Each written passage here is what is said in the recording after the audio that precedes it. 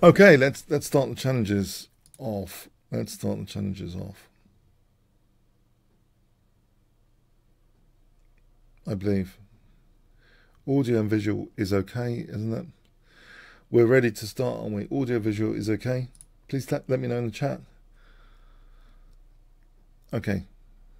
Dangerous ride.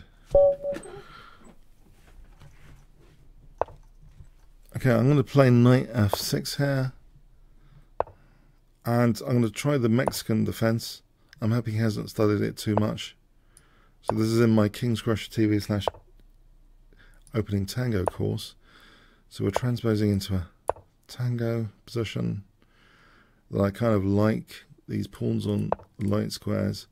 I'll try and strategically persist with the exchange of the dark square bishop. Here with b6, this is one of the things. It's not muted, is it? What?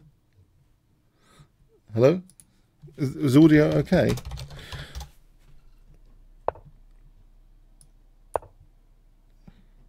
It should be okay. I hope it's okay. I have been recording stuff. So we have this. I think this is a reasonable position.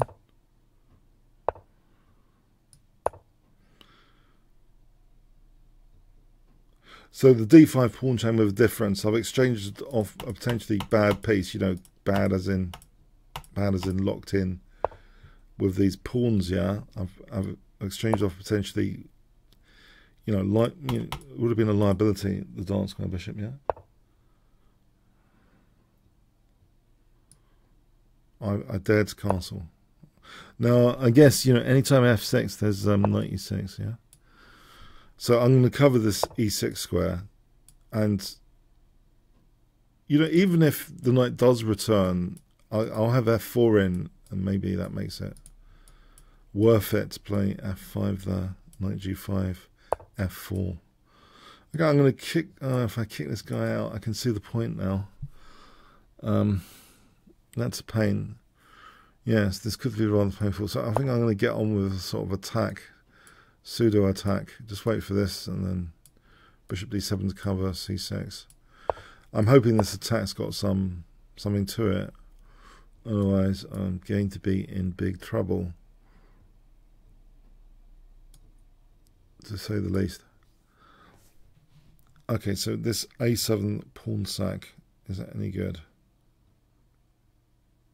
a7 pawn sack.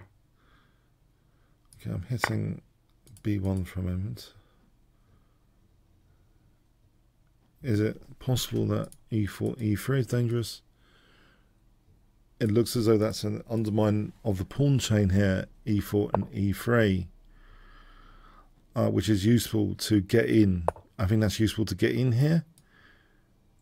I know there's imminent threats, like knight g5, knight e6, knight a7 to knight c6. If I get in this e3, surely there's something to celebrate with e3, or maybe not. I could be misjudging this. This could be a major misjudgment, that's for sure. Okay. Okay, knight f2 or knight e5. F2 looks... There's something naughty going on. I think there was something naughty potentially going on to investigate there. Alright, this b2. Hang on. Let's calculate this. Rook b2, knight c6. And by necessity of calculating forcing moves, there doesn't seem to be anything going on. But it is a pawn, yeah? It's not as if I'm being forked. It is a pawn and a pin. It's not as if I'm being forked.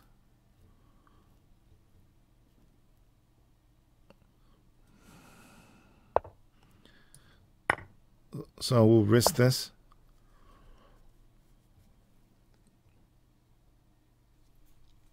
Right, so maybe queen f6. There's queen f6 something to get out of the way here.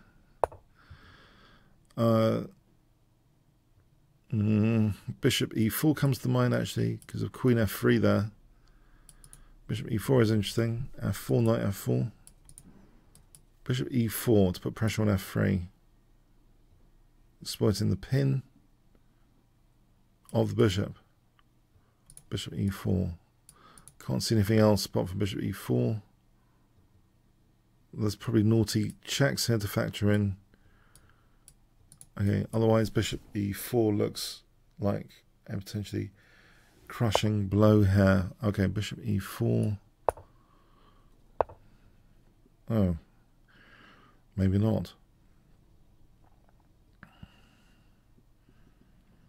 That was just ignored. Oh. Just ignored. Oh, I can't use e5.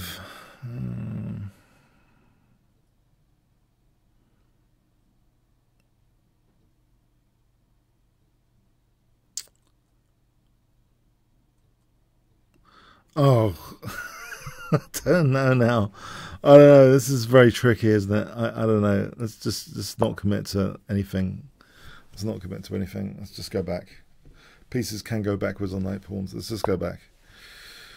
Let's challenge this. Maybe challenge this knight. Although I'm going to walk into this aforementioned knight e7 shortly, if I'm not careful. Can I put my king away for knight e5 to challenge this without losing everything? Okay, rook b3, is that pointless?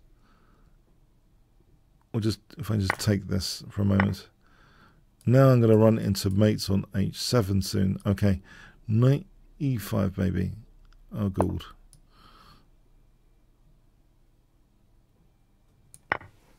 Queen takes, is that possible?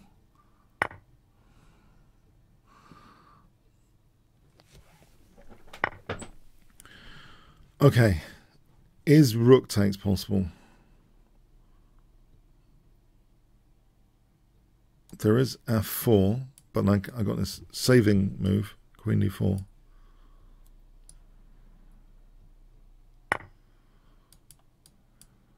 Is it not saving?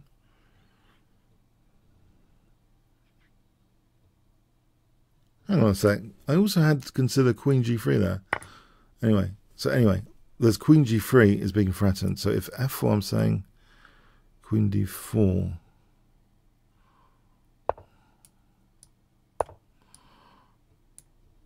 Unless I'm losing the rook, hopefully not. This should be a good idea.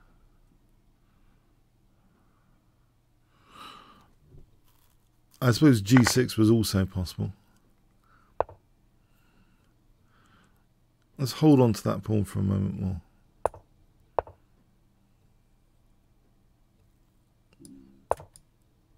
Go over this one.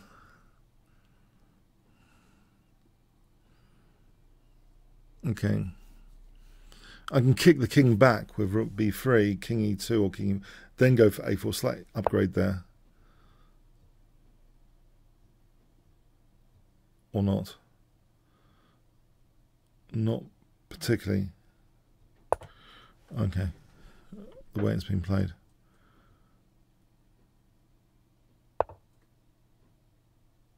Okay.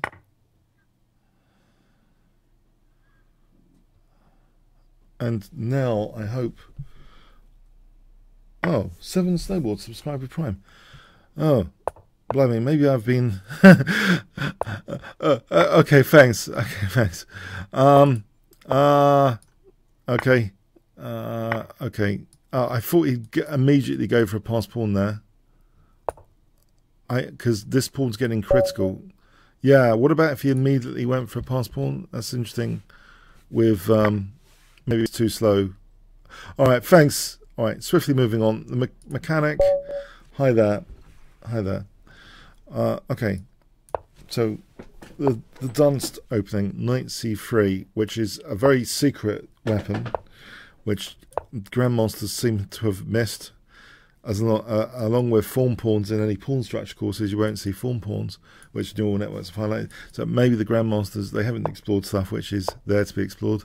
So one knight c3 clearly is a deadly weapon of choice. I've used it this week to win 2 major Lee chess tournaments with about 5,000 people each. I won the daily, sorry, not the daily, the weekly Super Blitz and the weekly Blitz using one knight c3. Yeah, you heard it here. One knight c3 was my weapon of choice, the Dunst. I killed with the dunst this week. I won 2 major tournaments this week. We're talking about 10,000 people in total for both tournaments. The dunst, 1 knight c3. Yeah, it's worth knowing about. If you want to know about it, I happen to have a course.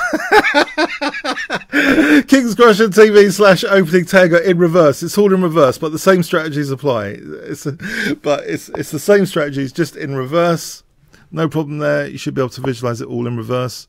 Okay, so d5, bishop e2. This is a bit dodgy casting queenside.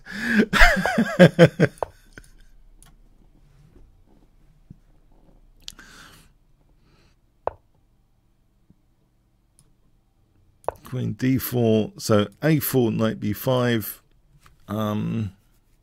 Clearly this is, well, when I say clearly, I mean optimistically, without having a real clue about what's going on. Optimistically, a4 and knight b5 would seem to give me some sort of advantage. I might be completely mistaken about this. This bishop can't be distracted. I can play g takes there, and if necessary, rook takes. So I think I can induce a weakness straight off the bat with knight b5. Those weaknesses, bring them on. Okay, there is actually a case for bishop e5 here, sometimes, or knight e5. That would lose that bishop on e2, but my main thing was to play queen a4. That was the main interest, to create this weakness. And then, you know, maybe for b4 later, f takes, and here, you know, there's stuff going on. I mean, there's other interesting stuff going on here with bishop e5, especially if he did that, then knight e5 and knight c6 is crushing. But the thing is, he's not obliged to do that at all. He can just play bishop takes f3. He's not obliged to do that at all. I could slip in though, couldn't I? Something else. Bishop f6, but then it all gets murky. So I think I'm back to this plan. I'm just going to do this plan, queen a4 for b4.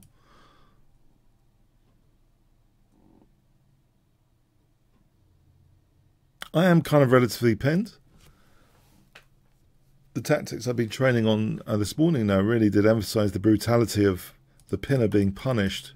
That pinner, it's not a case of punishing it here, though. It seems very well supported. But quite often these relative pins backfire on the pinner. That's not the case here, but is there something else about e5 here, or d4 and c6, or b4 and this situation with b4, with king b7, with b takes, with rook a8, a backfire on the pinner there? If that's the pinning piece after b4, there's knight e4, b takes, there's knight c5. This could get nasty. Maybe I should consider bishop takes e5 here.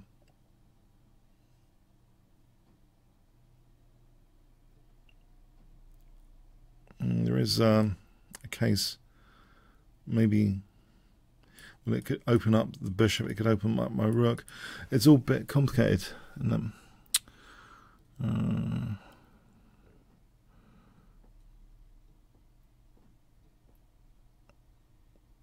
oh, you know, I have a forcing move, bishop here, and then bishop takes. I can see this could all lead to trouble with bishop c5 with the h file. It's all a bit too complicated to calculate, to be honest. I will give it a punt, basically. This, hoping that this and this is not killing me. I'm going to give it a punt, I think. I hope. This is, no, there's knight takes g4. Can't give that a punt. There's bishop c7. Well, no, I'll come this far. Let him play knight g4 then. Oh, this diagonal's not very nice. In fact, I've also liberated this bishop. This doesn't mean a great way of playing it, I think. I think he's justified my play with that move. It seems to be justifying my play here. I don't think I've played it correctly.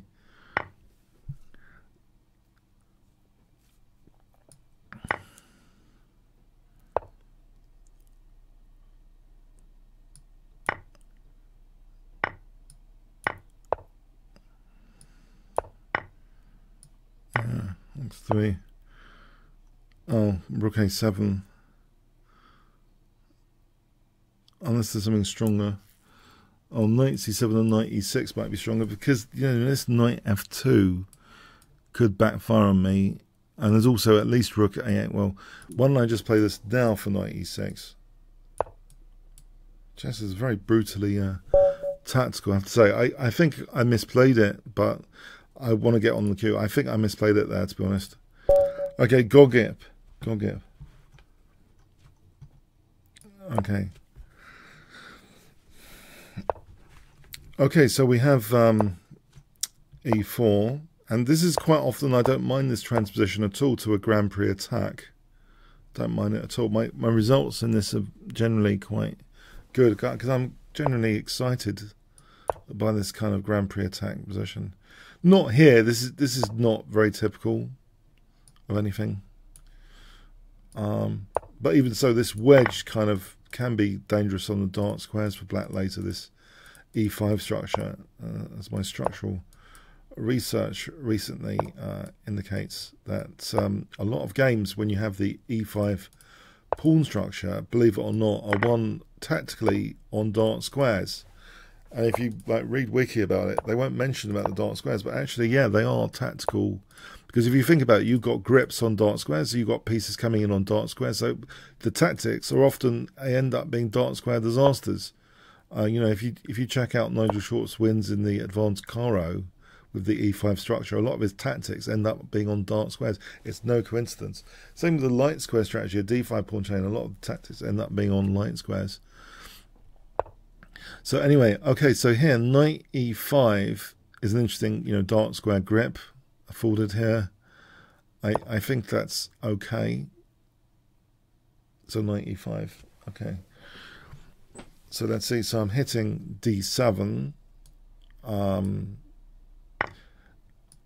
I have taken out an outpost square, which I could have used as an outpost. Okay. All right. This seems nasty for bishop h5. A tactical opportunity here. Is the queen tucking away on h7 or something? Bishop h5 seems to be a dangerous possibility here. This dark square bishop is lurking around. In fact, even if I induce a weakness with g6, I think that weakness could backfire later on the dark squares. Okay. Am I inducing a weakness or not? No. Okay. Fair enough.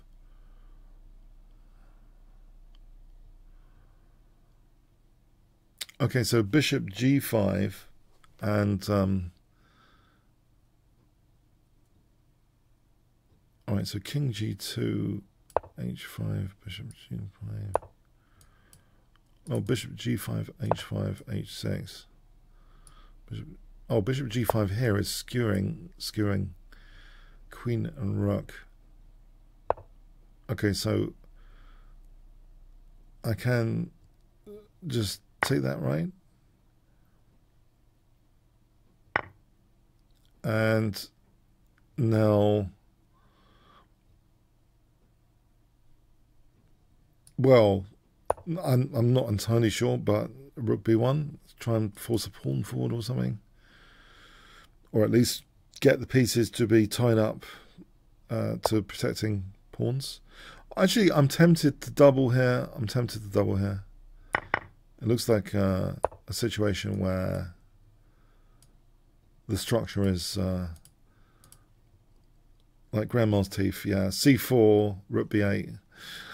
Okay. It looks a bit unpleasant, the structure with the bishop on c8 here.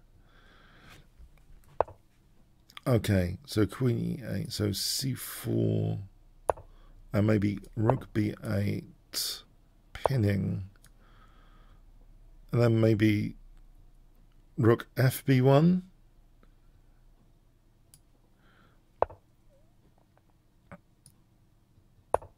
Okay, so we got a nice pin going, maybe here to celebrate the pin, winning the queen. I can put more pressure on this back row with rook a8.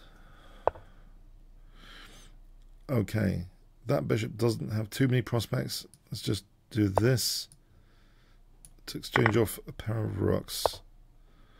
Okay, now there is a check which seems a killer check in that respect, but in the respect of king here, queen g5, king f7, Well, there is rook d8, a killer common square, you could argue. That does seem to be very, very promising avenue in its own right. Okay, this is very promising. Okay, thanks for the game, Gogip. Okay, so Richard. Okay. Okay.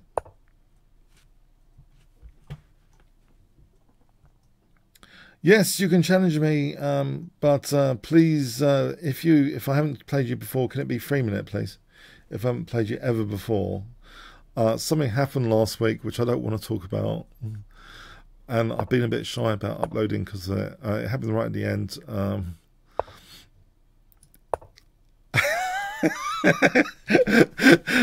My ego took a total bashing right last week at the end. It wasn't my fault. I thought it was because I was tired. There was an ambiguity as well. You know, when you're tired, you're not really sure about anything. I wasn't really sure about anything. Was I just playing super bad last week? No, actually, it wasn't entirely my fault. So I'd rather, if you're totally new, you know, make it 3-minute. Yeah. I don't want to talk about that subject anyway. Anyway, that's irrelevant. So bishop h2. But especially if you've got a weird nickname with lots of X's at the end or underscores, please can it be 3-minute or bullet, ideally, yeah. If you've got, you know, one of those weird punk nicknames, it freaks me out, yeah.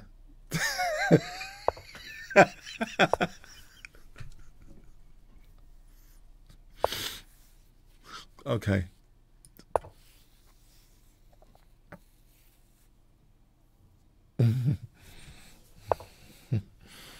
Okay. So h4.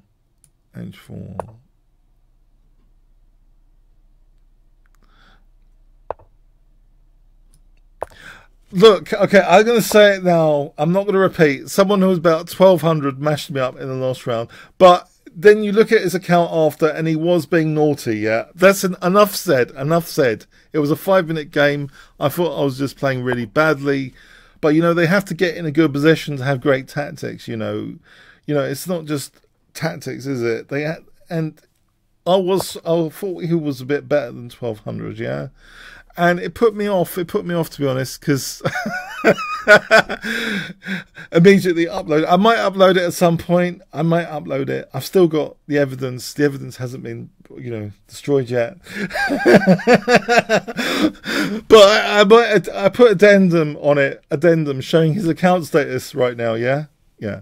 So I've been a bit bitten from last week. Okay, I've been a bit bitten. So if you're totally new to me, you know, 3-minute is preferred, yeah, than 5-minute. Okay, so bishop takes h6. Anyway, bishop takes h6 is a threat here. But no, it wasn't just that. I was actually really, really tired in general.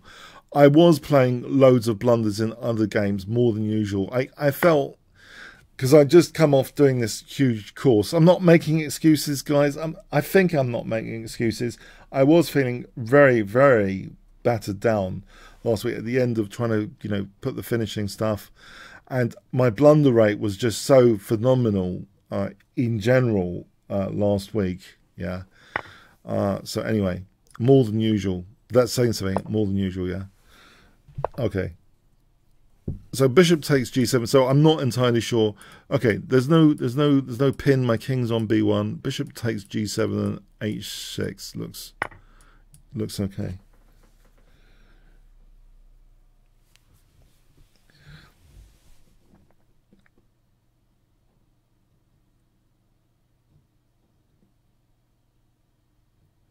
To be fair, I did want to leave my promo video for that course as well. So the course had 2 side effects. I did want to leave the promo video for the course, which is Kingscrusher TV/pawns. But I'm hoping this will be on YouTube tomorrow. Even if I did lose to a string of anyone, whatever, single-digit ratings, I don't care. Hopefully not, but you know, if it happens, it happens. I'm sure this will be on YouTube tomorrow.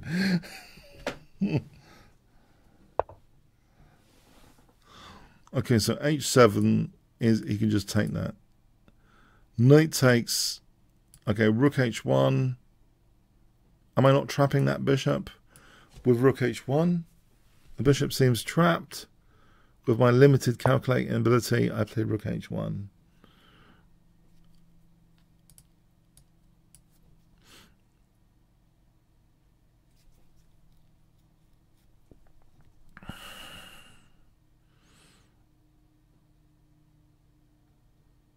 So I'm hoping this is a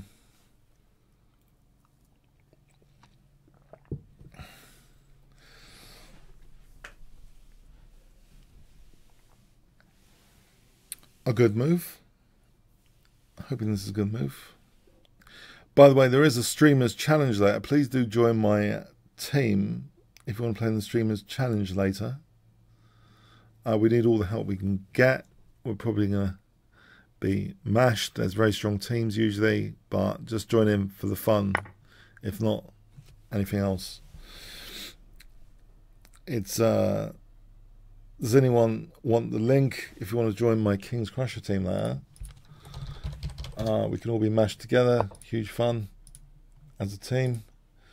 I'll give you the link if you want to join the Kingscrushers to be crushers later. Here's the team link. Okay.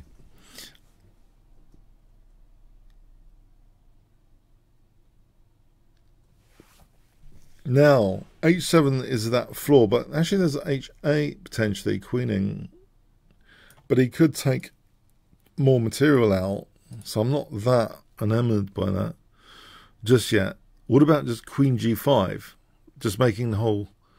In fact, he's also got bishop h7 anyway.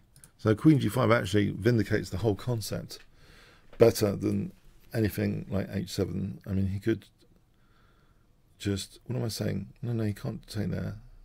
I mean, yeah. No, he could take there. But anyway, it seems as though queen g5 makes the whole h7... He's going to blockade. Queen g5. I think queen g5 it is here.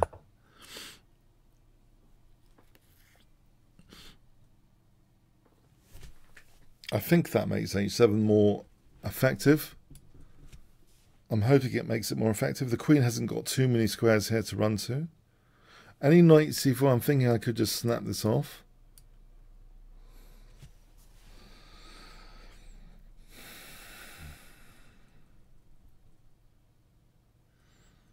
Yeah, I think queen takes is going to help my cause. Knight takes, and I haven't got h7, have I? Okay, I might have knight f7 and then h7.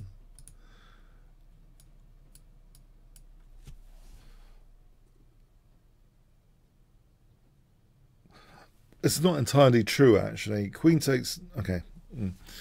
Okay, h7 here seems plausible. It seems plausible to me.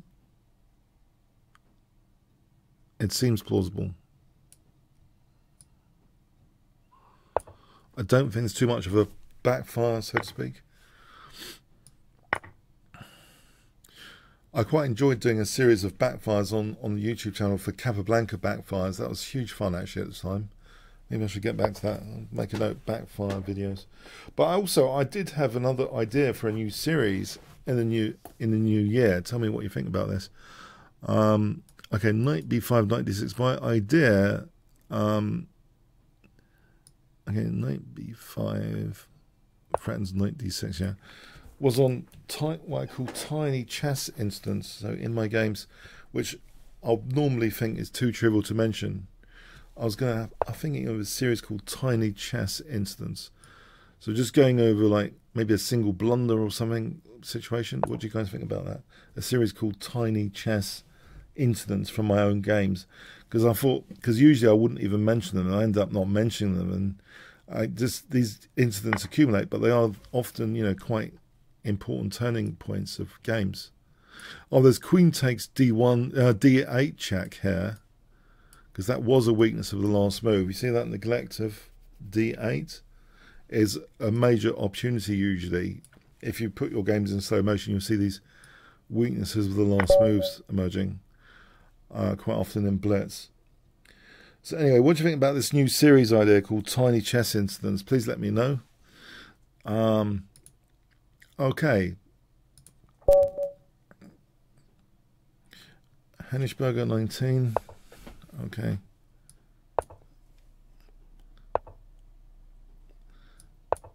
So c5. Daring's plays c5. This is a stonewall structure, right? Emerging. So I want to try and play a classic recipe, which comes from Tigran Petrosian. Oh, if it was a stonewall, it would have been interesting. There is a classic Petrosian recipe, which involves blockading the central square and trying to make the bishop seem bad. But let's just go like this. This would seem counterintuitive to me because the squares are already kind of weak on the light squares. So giving up the bishop voluntarily would seem to amplify to me intuitively the light square weaknesses. Might really, I don't know if that doesn't fit. It's the opposite of what you want to do generally to me, to give up the light square bishop. Okay, but anyway, I'm going to play for e5 here.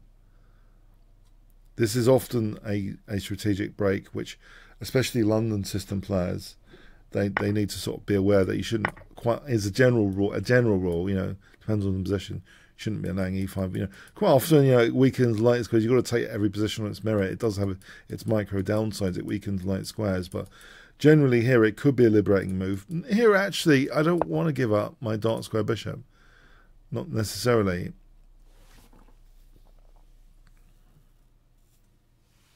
So I think this requires some finesse as well.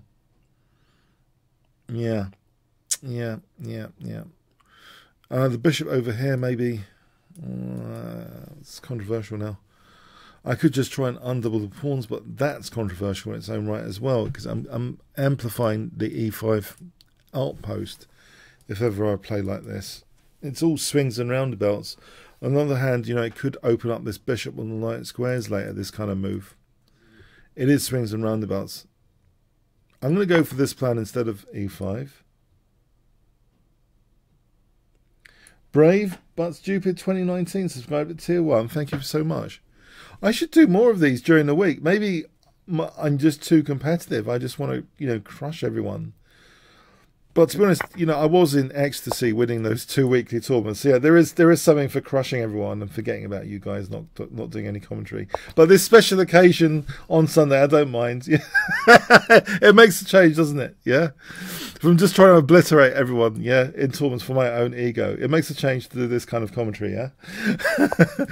What I call, I'm trying to be instructive commentary, yeah, trying to exaggerate. It's like doing a driving test, trying to exaggerate.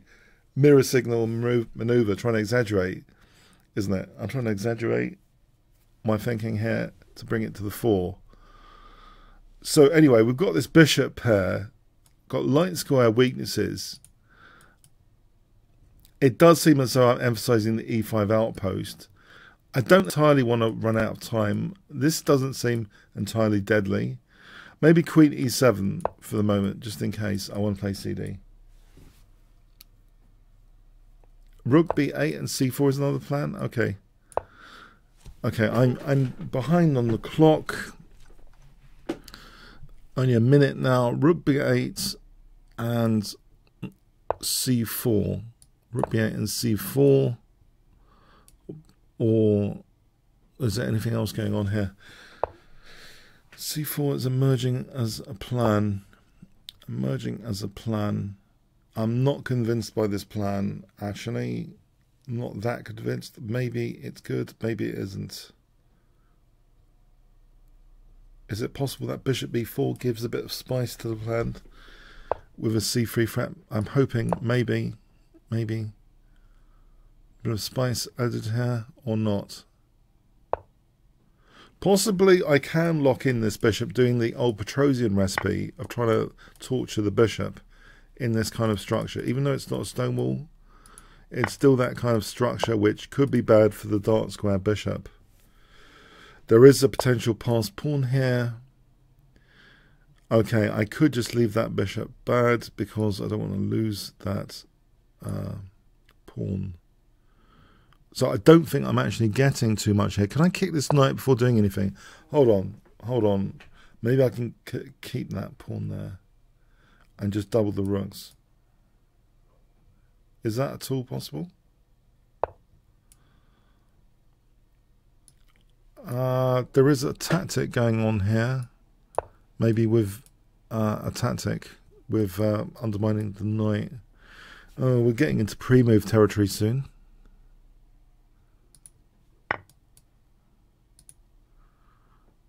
Oh, okay. I think I'm going to have to accept the risk of the tactic or not.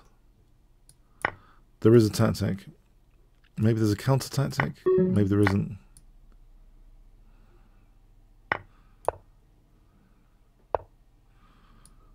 There's a counter tactic here to be dangerous.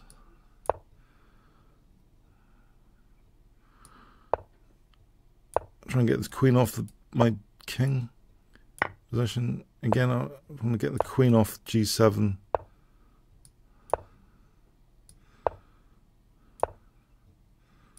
Oh, there was a rook g2.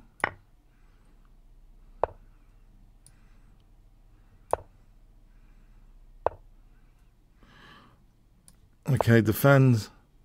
I think pre-move time before I run out of time.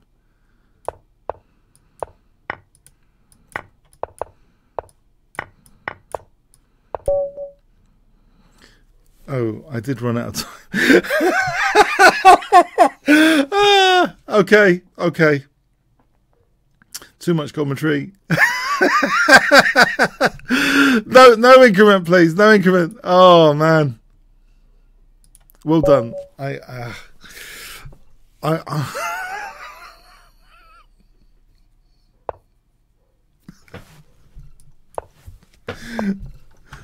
Okay.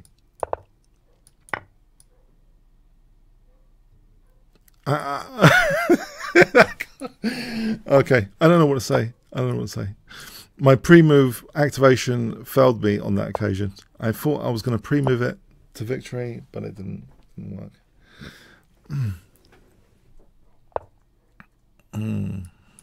I was pre-moved out. Okay, so bishop e7, knight e4 coming up.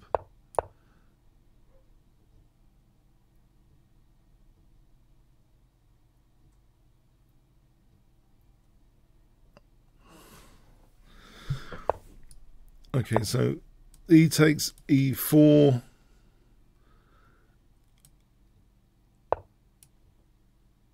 Okay, is that e4 here? Or maybe takes an e4. He takes, bishop takes b2. Is that something? Oh, well, here e4 looks good anyway.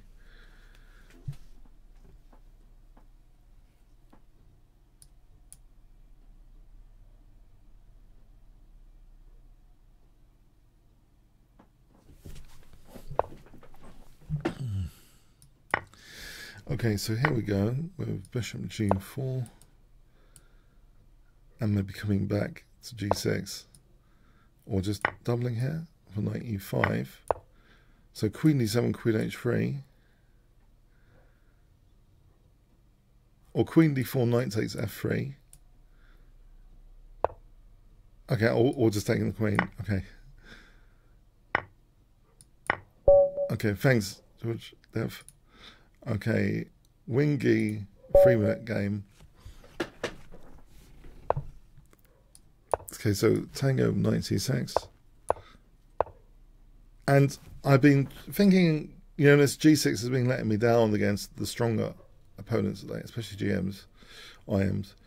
This knight f6 must have something going for it, the Berlin Wall. That's why a lot of GMs have fled from e4. It must have something going for it.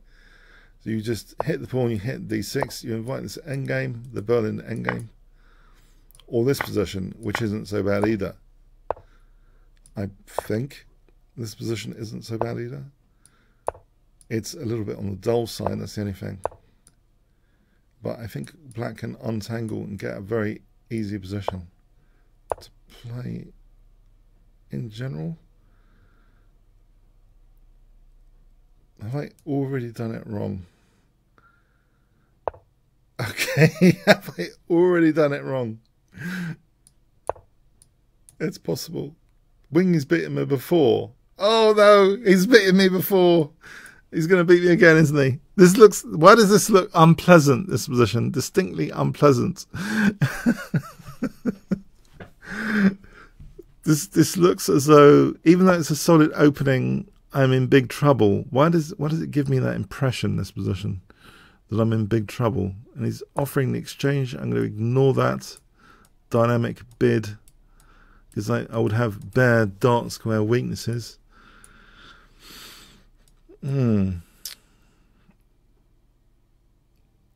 If I actually won this game, it would actually be revenge, believe it or not. so bishop b7, bishop b7 coming up. Bishop b7. This doesn't look nice structurally. I don't know if there's anything functional about that. Maybe the dark square bishop without a counterpart can be considered as a functional compensation here. But it looks rather bad. Yeah, it looks bad. It looks bad structurally. But bishop b7, I guess. If I'm not getting mated, that's another functional aspect. That's good. I'm not getting mated. Okay. I'd rather not be mated on the dark squares than have a bad structure. In fact, I was observing the GMs in Hyperbullet and Bullet yesterday, and in two separate events, believe it or not, the leaders were using a certain variation of the Caracan. Hang on, I'm going to get mated here. I've got Rook f7 though, right? They were using an e-takes Botvinnik variation of the Caracan. The two leaders in two different tournaments I was observing last night. I think bishop c4, there's rook f7. Yeah, I might try and visit that as well, where these variations in openings where you accept double pawns, if it's sort of a known downside you're accepting for an opening, like the Berlin Wall, you're accepting it as a known downside structurally, but it's not often a big deal. Okay, so, but there is this variation of the Caracan where they're sort of playing e-takes, and it gives better king safety. And I'm thinking maybe they've got a point, both of them, these two different leaders, because maybe it's better king safety, yeah? Oh, there's queen b7, is there? There's bishop f8. I can play that. There's no queen b7 for rook e8, is there?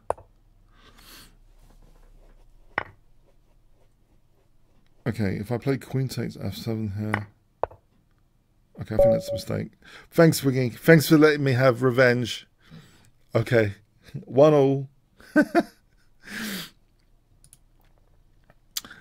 Dangerous ride. 5-minute rematch. Man, you're so persistent. Sorry. Okay, I'll extend it by 5 minutes. The session new end time will be 1:05, 1:10. Just to let Dangerous Ride have a potential revenge. Yeah. I don't know why I'm playing this opening. I don't know why I've chosen this opening. This looks like...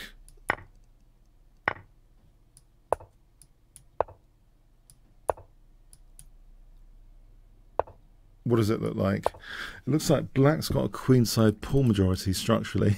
At least I can make some structural observations, even if I'm generally clueless now. My structural observations, I think, have improved recently. Kingscrusher TV/pawns, yeah. There's an isolated queen's pawn here. Yes, I can structurally observe there are dark square weaknesses. Generally, if you're playing against the isolated queen's pawn, you want to exchange things off and go towards an endgame where this is weaker and weaker, and maybe even your king walks along the dark squares and you win that pawn in the endgame. So that's the plan. That's one plan, legitimate plan. Policy of exchanges to welcome. E4 is a tactic here, and I did notice, you know, the undertones of those people winning against isolated pawns. If there's already an undertone of dark square grip, it generally maximizes your winning chances, is off with the dark square bishops. So we've reached that situation where there's already an undertone of a dark square grip. It looks also E4's appetizing, but it's not convincing. It's like I wouldn't be able to torture the IQP. I think I'll be throwing away the torture aspect here, which I want to celebrate here, especially given I've got the dark square grip undertone. Can we not just pile and pile as a recipe on the isolated queen's pawn? This is a classic recipe here being shown potentially. So one part of the classic recipe in theory is if you usually have a dark square grip, if you look at Petrosian instructive examples against isolated queen's pawn, you know, or Botvinnik, you know, when they have already a dark square grip and you have an isolated queen's pawn, it's usually worse. The torture method is generally simple and strong. You just pile and pile and pile on it. The opponent's resources in relation to it, that kind of is spreading misery to the rest of the chessboard, as the quotation goes. The pieces can sometimes be passive. So you're not playing for the king, you're kind of playing to reduce indirectly the quality of the pieces as they're tied down into this liability. So it's different from playing for a king attack. You just want to make the pieces miserable. Then later, maybe, I've seen examples, they do switch for the king attack later. But I think the first ingredient is to try and make the opponent's pieces kind of miserable, suffering. You know, suffering. So on this IQP. And then later, maybe insert an attack later. But I think there needs to be, your pieces need to be optimal to cause maximum suffering. If I want to keep the queens on here, queen d4 then. Yeah, let's keep the suffering. Queen d4.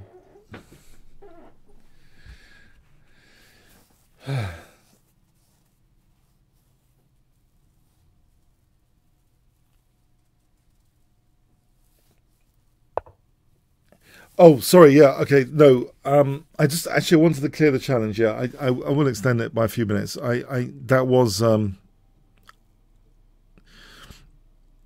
okay. E4, or bishop E2, or G4. Maybe G4, King G2, H4, G5. As mentioned, can I actually pull this off as mentioned or not? A sort of kingside attack justified by the passive pieces. King G2, H4, G5, or not? Can I pull this off?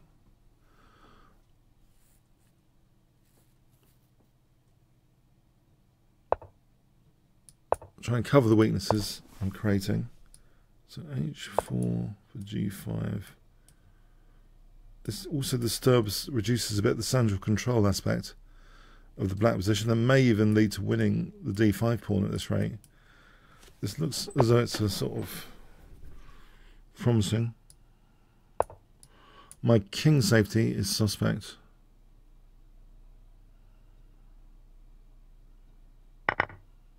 I do wonder if knight d5 is actually feasible in this position.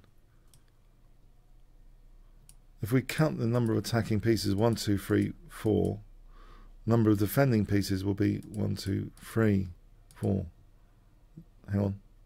1, 2, 3, 4, 5 against 4. No, the knight moves. Surely I've got knight takes d5. There's two ways of looking at this. I can try and calculate knight d5. I don't end up winning a piece, losing a piece there. Knight e8, knight d5, bishop d5, bishop d5. There's nothing naughty going on here. There is. My queen is in the firing line there. My queen's in the wrong place. 2 rooks for the queen here, or just winning a pawn. 2 rooks for the queen seems a great idea, actually, in a way, because it looks as though,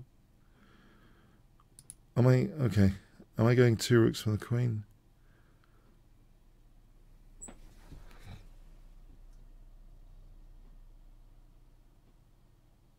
I'm going to end up regretting this, aren't I? I'm going to end up regretting this.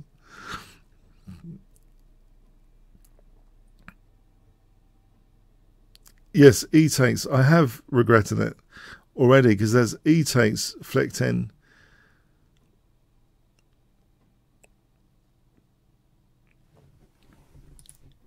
So in other words, I've just lost an entire rook. I've lost. I've managed to lose this spectacularly. Okay.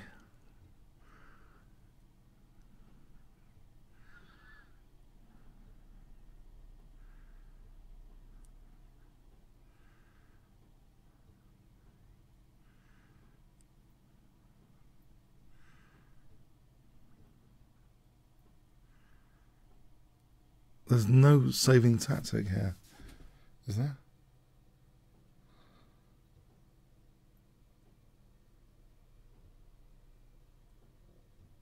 don't think this is a saving tactic.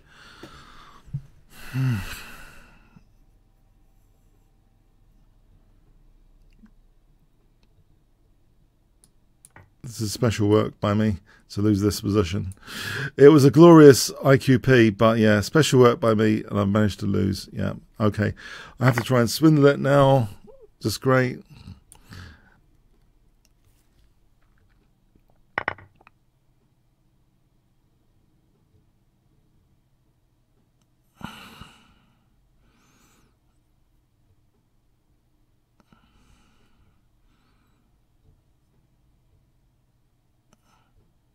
That wasn't an instructive approach against the IQP. That was a disaster against IQP being demonstrated. Great.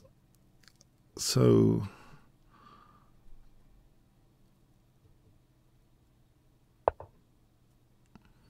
I'll try and make the best of this position somehow.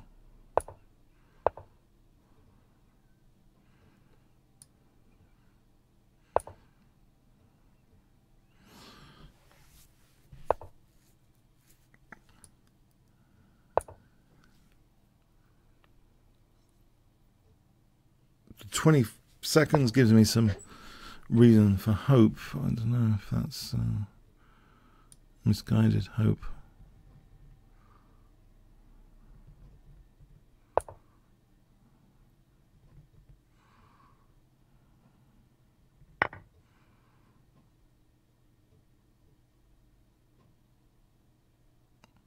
Bishop c6.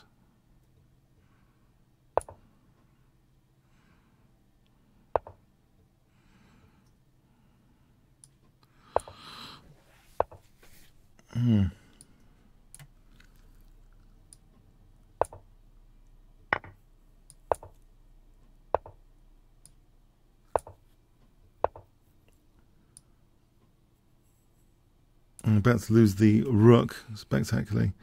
Okay.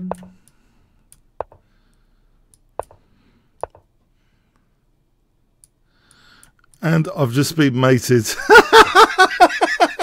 Okay, yeah, that wasn't nice, that Queen 4 demo, was it? That unfortunately, that wasn't a brilliant demo. Okay, carry on then.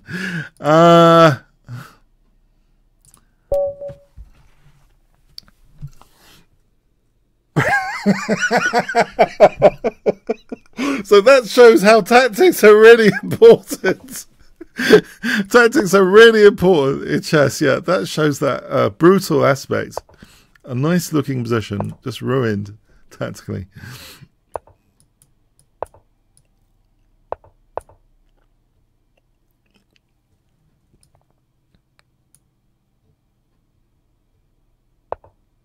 Okay, so check.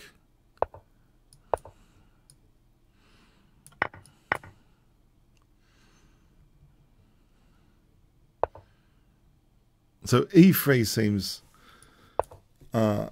interesting, as far as I can tell. Anyway, for knight e4, as far as I can tell, to qualify everything, as far as I can tell, with my limited tactical ability, this is a good position. Is it? I don't know. Queen. I mean, maybe. I hope, as far as I can tell.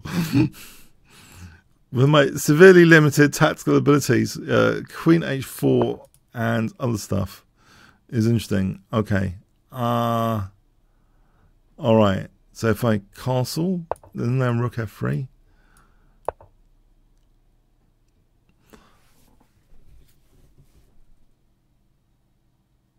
d5 for bishop f5. That looks interesting. Or is there any other interesting stuff going on here?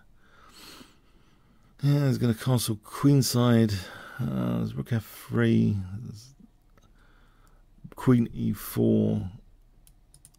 There's knight d2. There's queen h4. There's bishop d2. There's queen h4. There's knight g3. I think I'd go for queen h4, if nothing else. For knight g3, if nothing else. I have to be wary about g7. I suppose. And let's see, can I go back? So d6 for bishop f5. Okay, so try and create a barrier over here for this diagonal. Okay, there's bishop f5, there's bishop d5, there's king h8.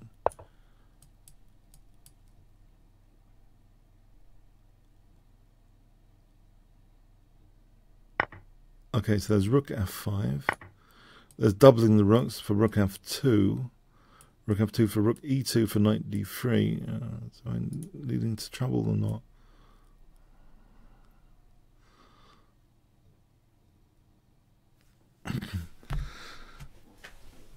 So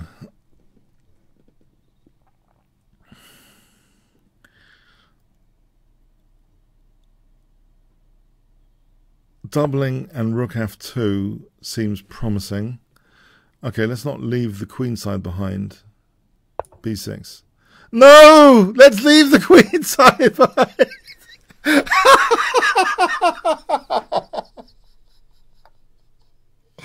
Oh!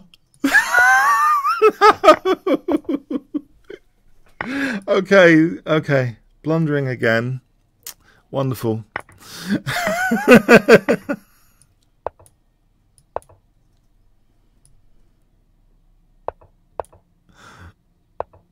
Oh man.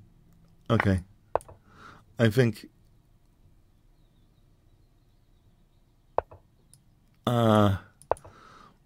it's very unlikely to swindle this, isn't it?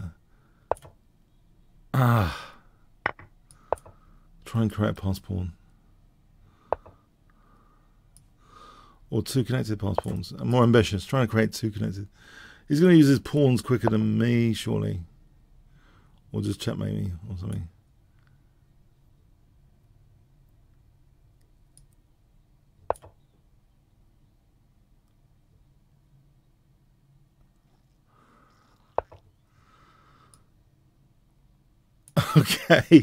Okay. What about this one? This one candidate is left. G3, is it? One swindle attempt left. No, even that's been extinguished. Check and G2. No! Check and G2.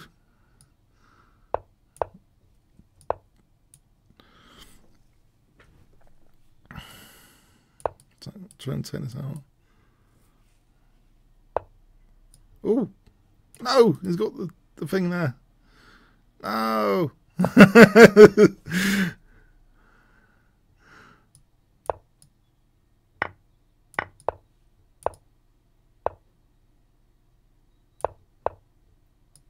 Yeah, I think it's over as the bother shouting.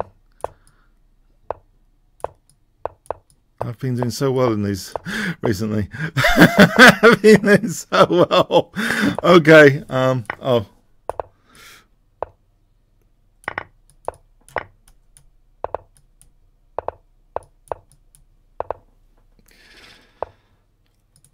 Okay, excellent.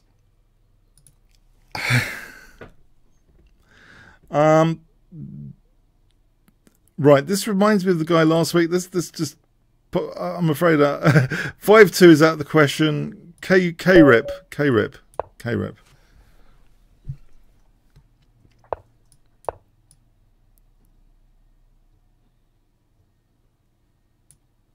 Okay, so A5, this is the where opening, is it? Oh dear.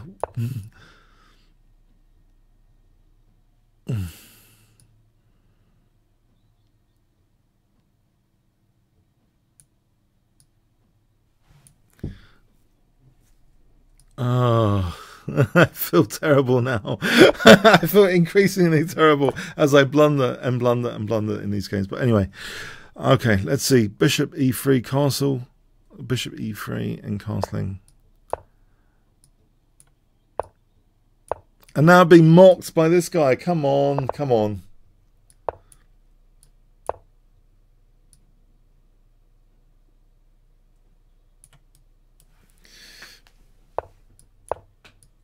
The wear is not good opening, surely. Unless you really know what you're doing with it. In bullet chess, whatever.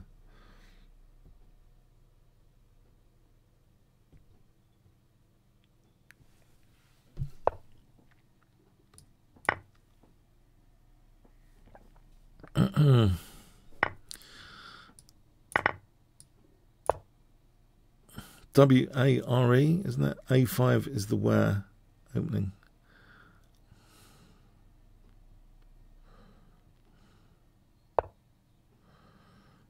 Okay. So rook e3.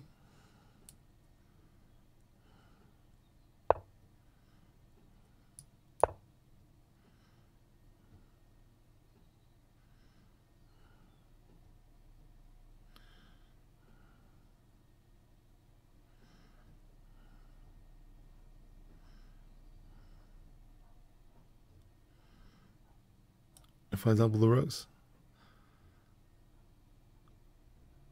Or rook g3 later.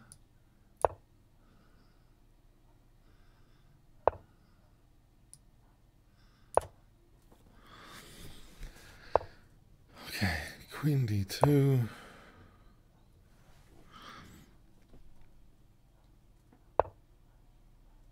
So knight e5.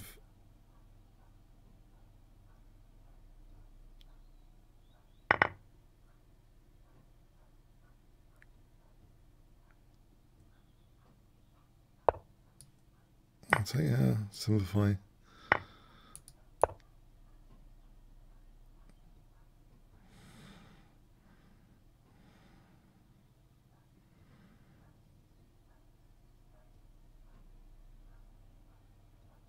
Okay, the plan here, I would have king h2 in general as a plan.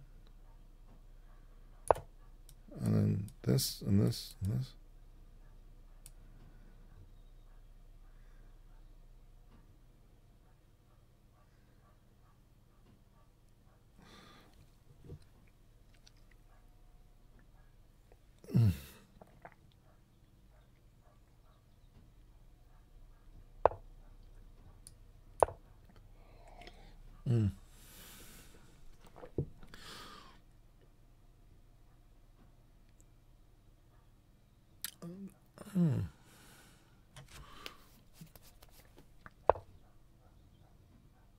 So just, there's a bit of work here.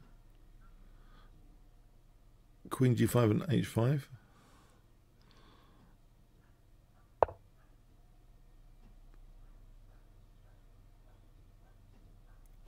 Okay. F3. Oh no, am I weakening my dark squares now? Don't tell me I'm giving compensation. I can't play a move like F3. I think that would look kind of painful.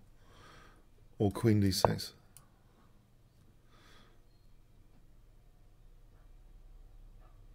No, this is an opportunity, is that Queen G5 threatens Queen F6 and Queen G7. Is it an opportunity? It looks like an opportunity. Is it? I'm just wondering. I'm being baited into this Queen G5 now. Rook G6, Queen H5. It looks like an opportunity. I'm hoping it is.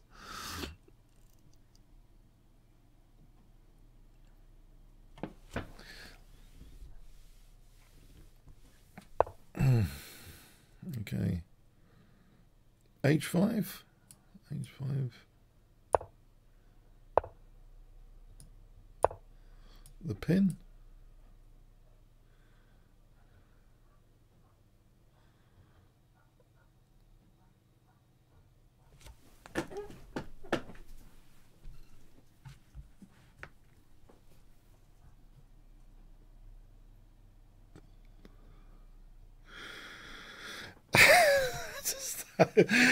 Yeah, okay. Anyway. Okay. Let's resign with that move. Okay, thank you very much. Thank you for letting me win. I really need every win I can get in these. Okay, Elisa. Right, 3-minute game. Okay. So knight c6, e5.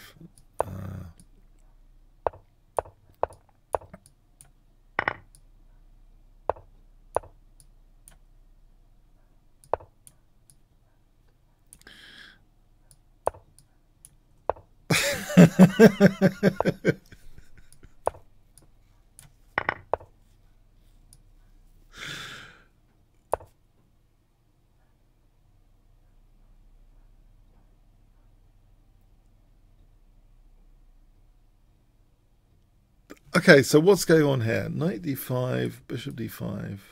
I'm losing my pawn chain for nothing. This tactic, so what? There was queen e4. Is it such a big deal? Maybe it was, maybe it wasn't. Maybe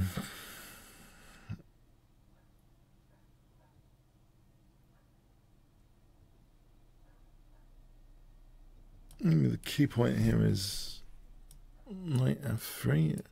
I'm not entirely sure about this d5 business still. Knight f3, the pawn could be surrounded after knight f4. Well, there's g5, and I don't know if that's a useful form pawn or not. There's another way around to get a form pawn, which is the victim to knight d4. So, in other words, okay, I could just lose on time thinking about knight e5, or I could try and do a move of something else.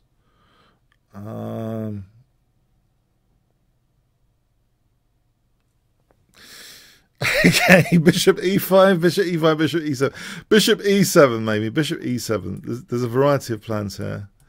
There are a variety of plans in this position. I don't have to try and get this working necessarily.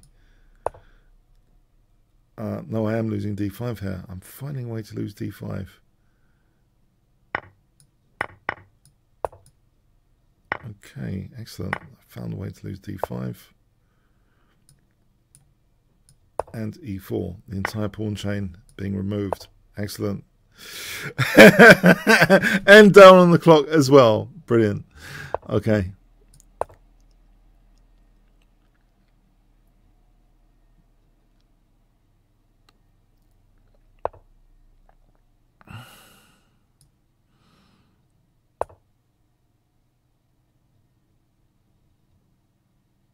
It looks as though queen b5 is totally winning.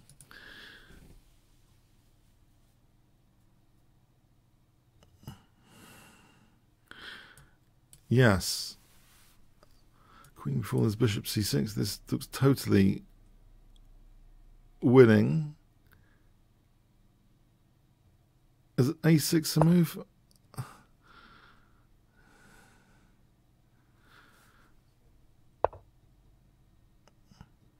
Maybe some respite.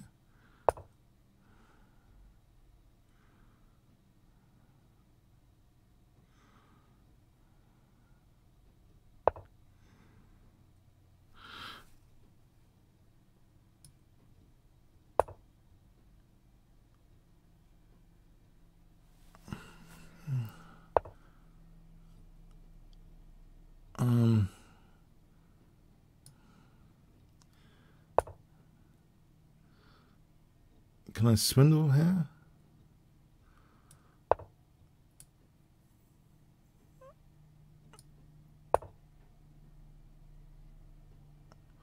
"35 seconds.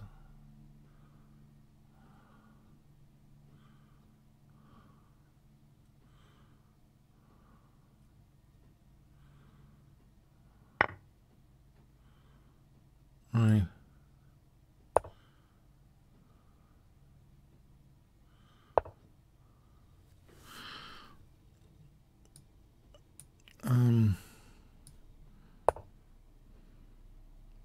Oh, I've just plundered the rook. Okay.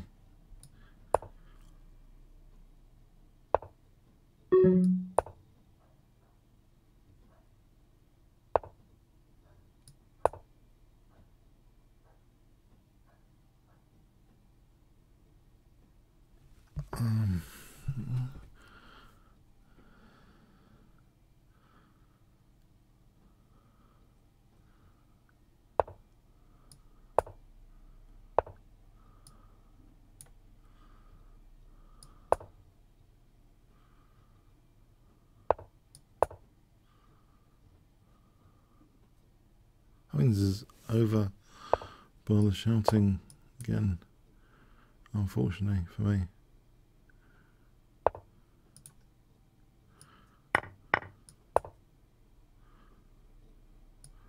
Is that any magic swindle opportunity?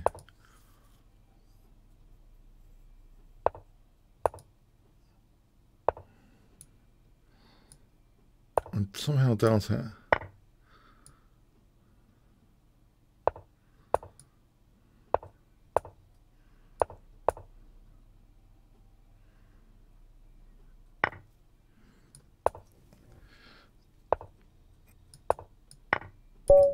Well played, well played. Okay, Eris hard.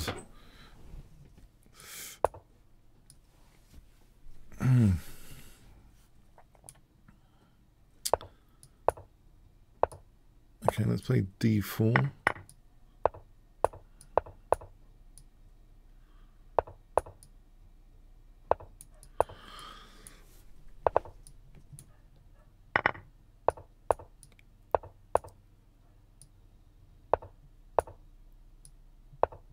Okay, so A3 and knight E4.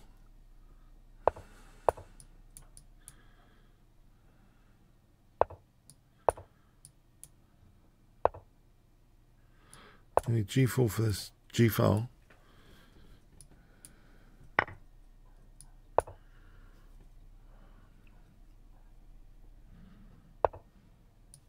This looks very strong.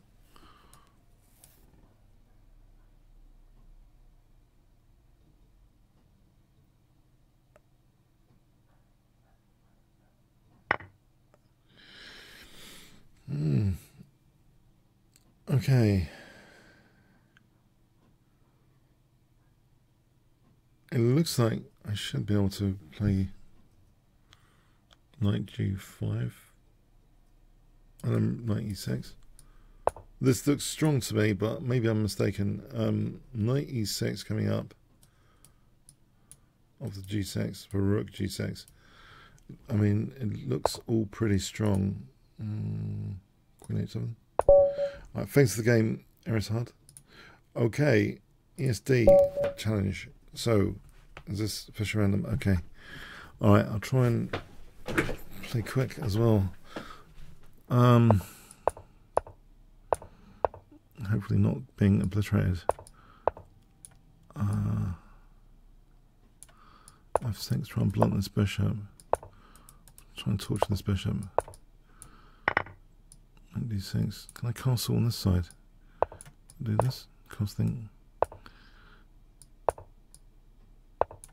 Okay, G6 for H5, H4.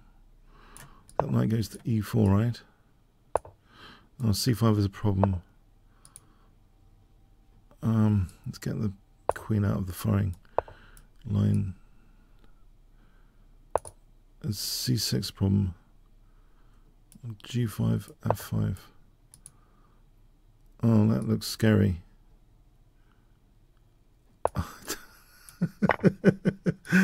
Oh, crikey. Oh, my word. Okay, I'm losing this exchange. At least. Okay, let's try and get this dark square bishop.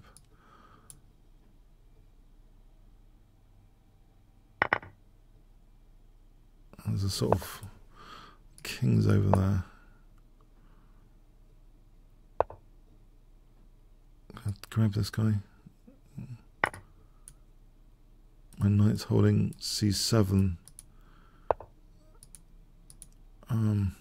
Take this guy out.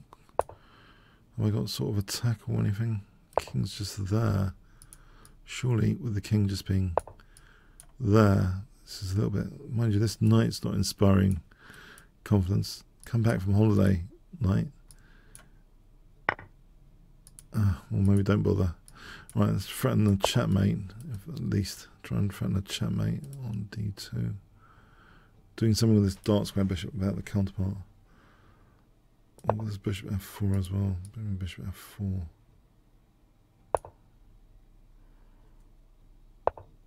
Okay, suppress the queen.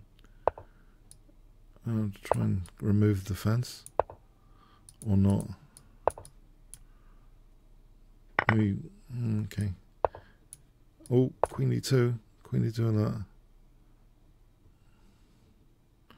Well, I think I might actually, this might be the first game I've ever beaten ESD on the actual board. It's the first time I've ever been. The other games I've been mashed. Okay, thanks ESD, give me a chance there. Got over the confident. Have we played Chessmaster? Okay, Chessmaster. Okay, Chessmaster 025.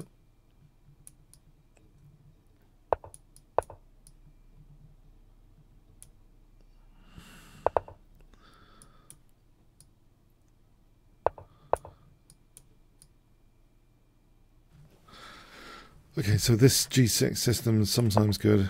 Bind on D4. Okay, so D6 and castling and King H7 and F5, F4.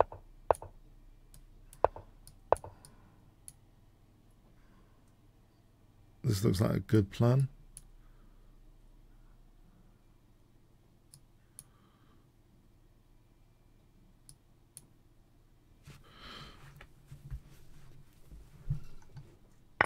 So F4 or D5, D4. This is an alternate plan I've won many games with, usually.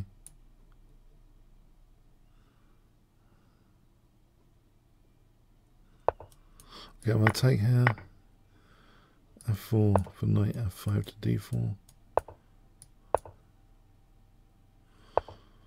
Okay, so I unpin.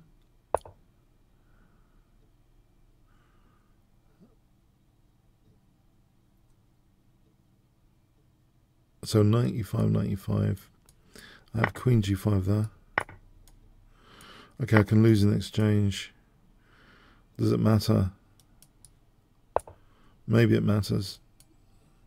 Maybe there's some compensation. Okay, knight H4, knight H4 protects queen. Bishop D7, bishop C6. Bishop F3, knight H4. It's on G2.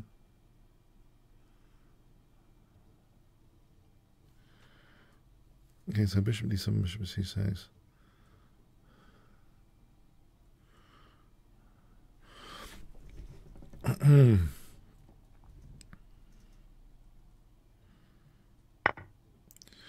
Okay, so here, what about knight D4 here? This looks like a nice attack on F3.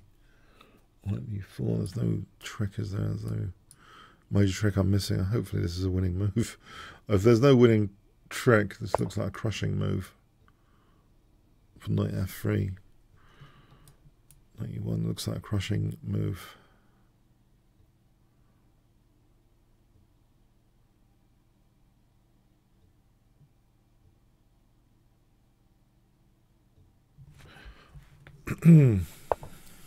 Right, so it's not a crushing move. I missed this. How did I miss that? Okay.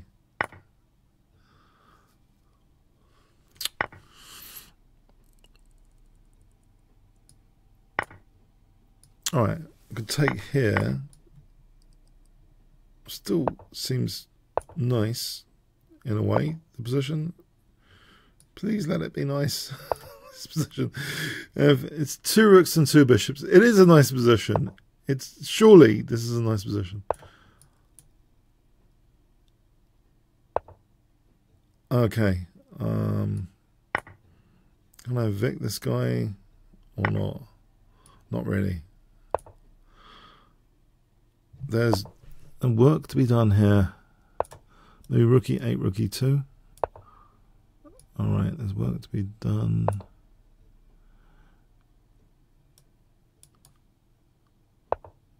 Okay, can I at least get cooperation of the pieces or not? Rook e2 with some cooperation of the pieces or not?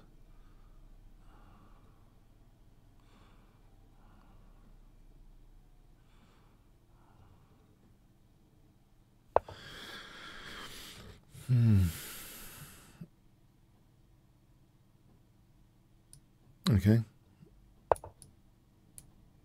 The pawns are dangerous. Yeah, I can't underestimate these pawns.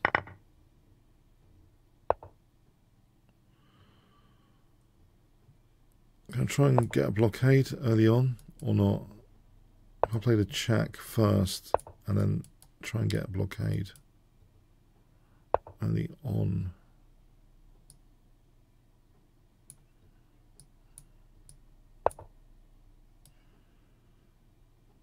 Oh no.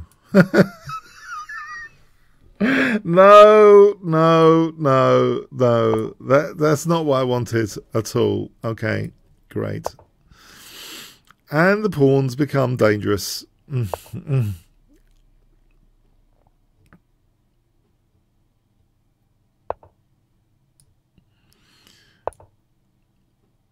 Okay, maybe not totally fatal just yet, but I can see this brewing up quite easily. I can see this brewing up. There's a dark square blockade ready. So do I have time for this? Try and take these guys out. One of the guys out. Take one of the guys out. I'm hoping I can get away with this. And blockade for dear life. And then just use the pass pawn. The pass pawn. Okay.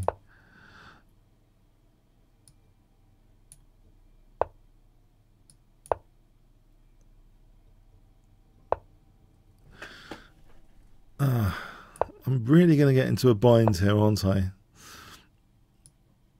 Okay, I have to try and eliminate my opponent's pawns here.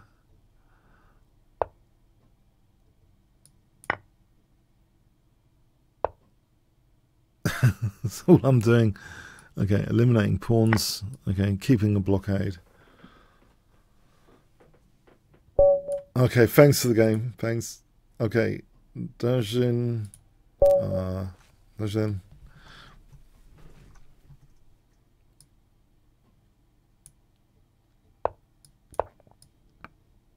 Okay, so knight c3.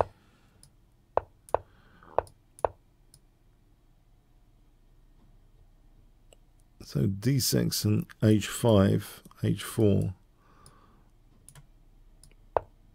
h5, h4. Maybe for f5 later. It's quite an aggressive plan for a blitz game. Sometimes this I pull this off. Sometimes. So f4 or bishop e6 or f4. Okay, this pin looks nasty. Bishop e6, queen d7, castle. Knight f6, king f7, bishop e6. Yeah. Okay, so queen d7.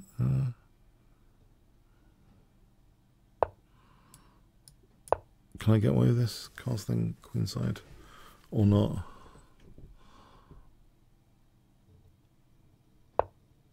Okay. Here.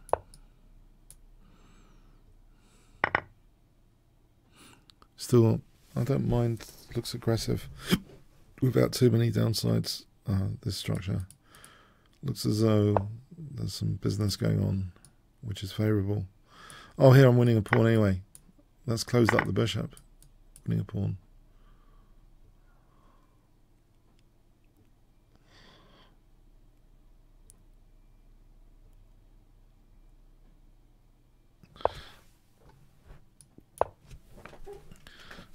Knight d4 looks promising. Okay, this looks like a good position. I don't know. Mirage. c5 looks like a good position, or it's Mirage. c5.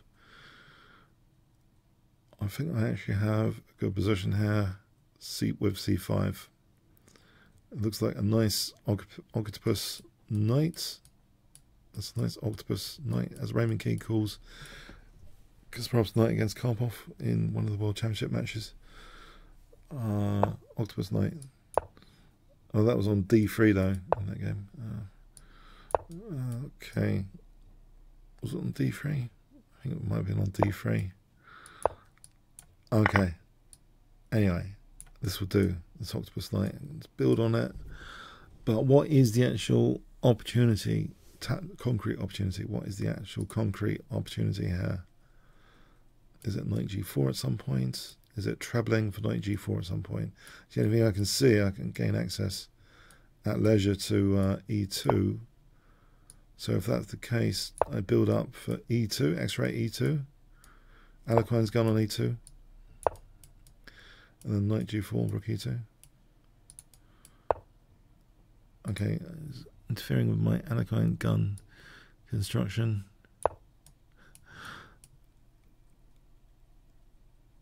Please let me construct the Alequine gun. In fact, not even knight g4 is needed, it's just knight f1. If I get the Alequine's gun, there's knight f1 for rook e2. Here, rook e1, knight g4 for rook e1.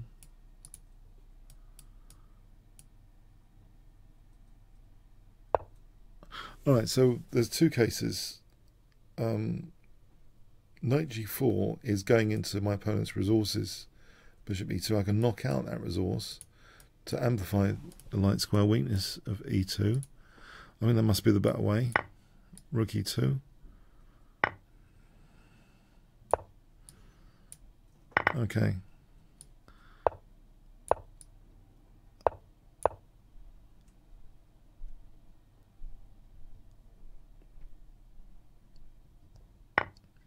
Okay, here we go. Thanks for the game. I need every win I can get. Thanks very much. Thanks very much. Okay.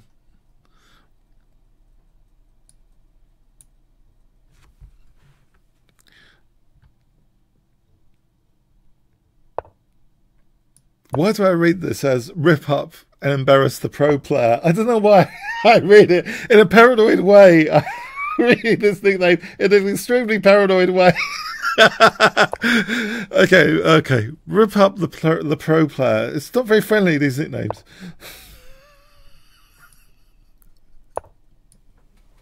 I'm not a pro player. I'm just the bunny anyway. That's why you see these blunders. Pro players don't make any blunders ever. Not even in bullet. Jazz.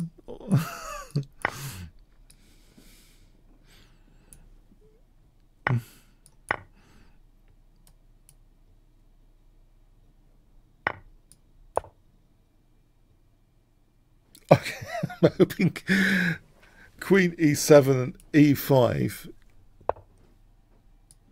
Queen e7 and the e5 is extinguished. How is it I have this feeling that I'm not going to have much counterplay here at this rate? Well, I've got this bad feeling. Okay, hang on. Wait. Structural damage. Maybe it's worth it here. If I don't get mated, it might be worth it. Okay. Maybe I can untangle things. There is a certain element here of possibility, maybe emerging.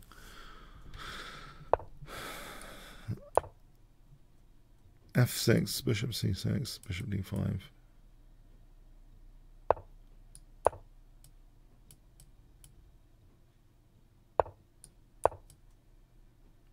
g5, g4. No, this isn't looking that bad anymore, unless I'm imagining it. This isn't a bad position. This has been transformed over the last few moves, I believe.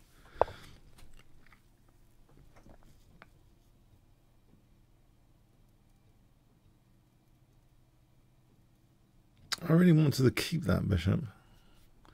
That's really unfair. Right here, will you dare do this? The king's stepping out there.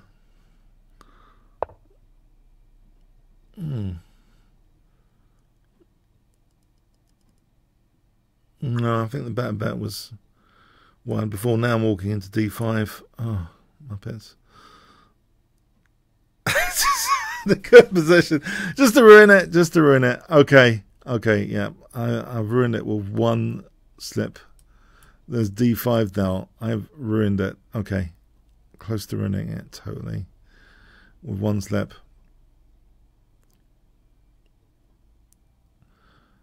f5. Okay. For what it's worth. f5. This is extremely radical to keep the bishop like that under these circumstances.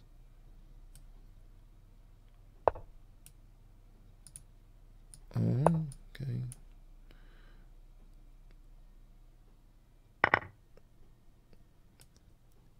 Knight f6. Knight f7 to d6. Or c6. Okay, let's put the brakes on d5.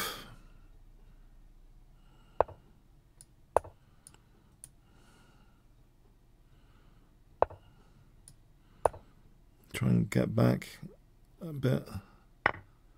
Okay, some compensation.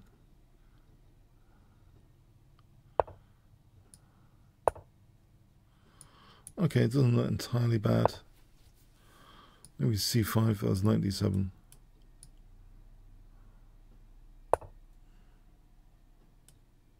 It could be the case I'm losing a pawn here.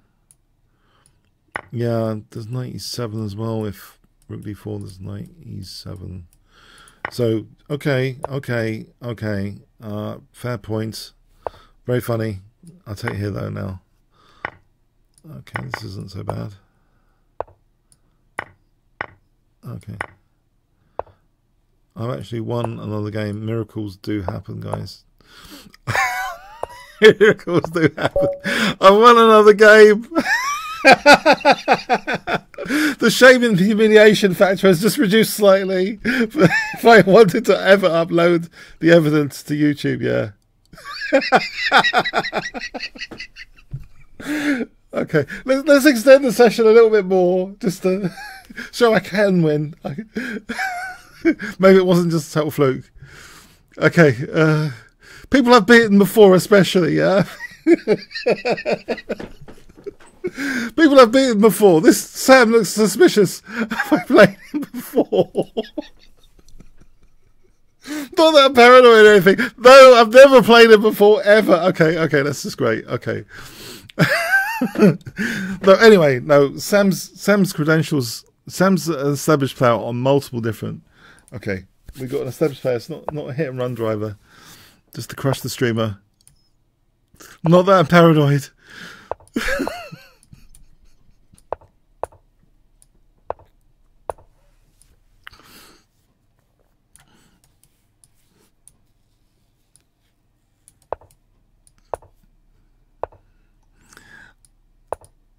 I've noticed, I think, I have a theory, I've got this hypothesis. There's one tiny downside about moving this session from the other site where people had to pay, that I could get more hit and run drivers. I mean, maybe I'm imagining that. Maybe it's true, or maybe I'm imagining that. But anyway, for whatever it's worth, there's an upside. It does make this whole session a lot more challenging than maybe it should be. Okay. But anyway, knight takes g4. Queen d7. Rook g3 is the immediate threat. So knight d4 looks gorgeous here. Sam is giving me a chance. This could be another knockout on the way here at this rate, because this looks like devastating tactics. This looks devastating tactically. Knight f4.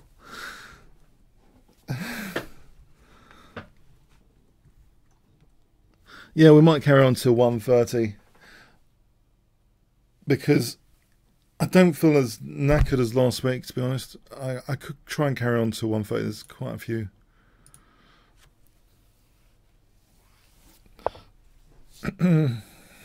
AC1.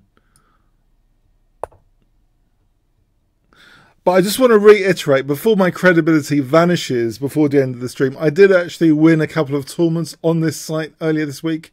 Yeah, weekly Blitz and weekly Super Blitz. 2, yeah.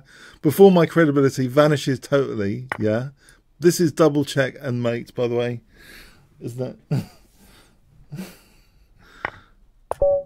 Okay.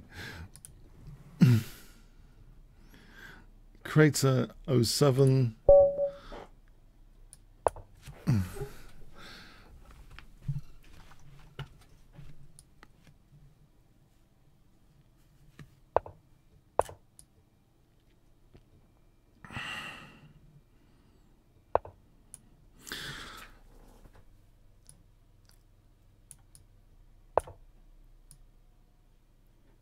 It's just as well I'm not a GM, isn't it? If I was a GM losing to... I think I'd write to FIDE and say, look, please take my GM title back. Take it back. I just couldn't do this, could I? This would have to be under very controlled circumstances. Very, very, very selective invitations. Yeah.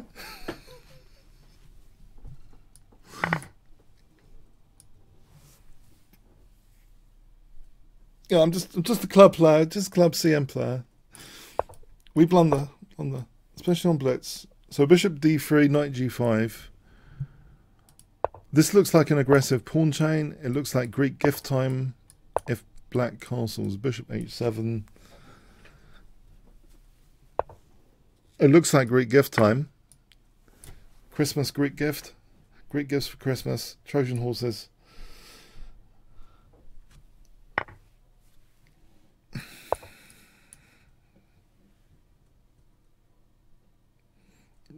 Usually this is promising. This kind of sacrifice, bringing the king to your resources.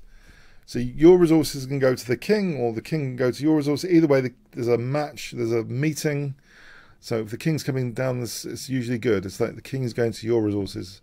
The point is, the goal is to meet the resources of the king and your resources. So you can, if those games where, those brilliant games you see where the king's been dragged down the board, it makes sense. It doesn't actually make sense to try and drag the opponent's king down the board to your resources, if you think about it. If you've ever thought about it. If you haven't thought about it, fine. I'm just mentioning it in passing. These king hunts, they've got a very serious undertone to them, bringing the king to your resources. Okay. So anyway, let's go on to another subject. So here, queen h8 or g6, sealing the exit. Classic recipe for the Greek gift. Sealing the exit. Played this before. This has been a major point scorer, this kind of Greek gifts combination. No. No, take back. No. It's discipline, man. It's discipline. It's discipline. It's like those puzzles. You should be visualizing the whole thing in your head on those puzzles. None of this interactive, I'll play a move and guess the first move of a puzzle. Oh, now I'm going to try something else. No. The whole thing, guys. If Beth Harmon can do it in the Queen's Gambit with the ceiling, we can all do it, yeah? She's only a fictional character. No, but the principle's there. You should be able to calculate everything in your head. But this was a losing position anyway. I mean, come on. It's a losing position anyway. There was Queen h8, yeah? I think I deserve to win this game. I do. This Greek gift works. Any defense here, I'm sure I'm winning. Any defense. Oh, by the way, the opponent's queen d6. Yes, queen h8. On to the next challenge. 0-2. 0-2. So 0 seconds with no thank you. No thank you. 3-0.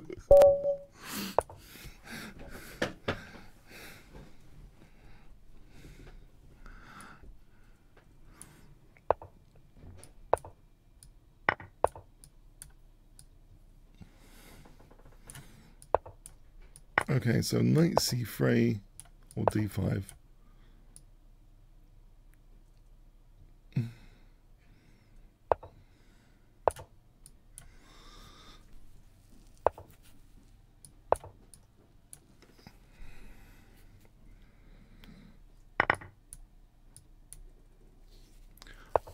Okay, so bishop c4.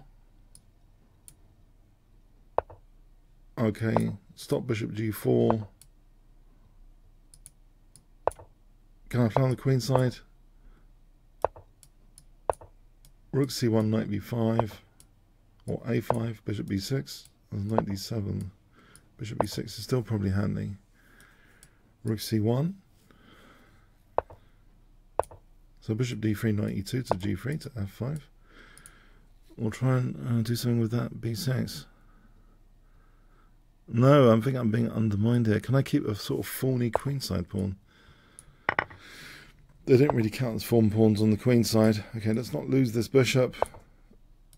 Let's try and double. That's a bit fragile, this position.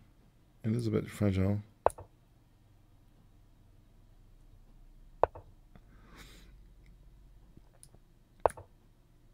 Should I be worried? How worried should I be?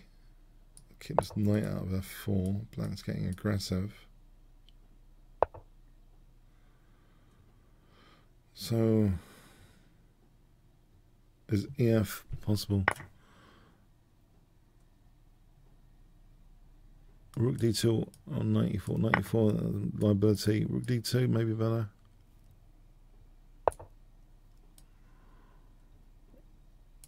Then maybe rook d1, 94. Try and keep a nice strategic grip on the position. A la Petrosian.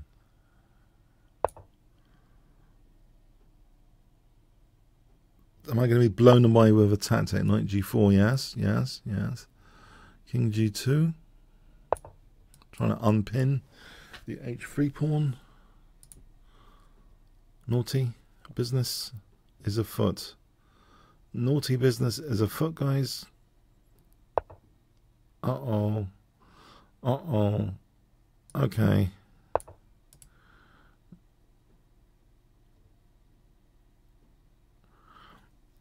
Knight e4. Can I simplify? Knight e4.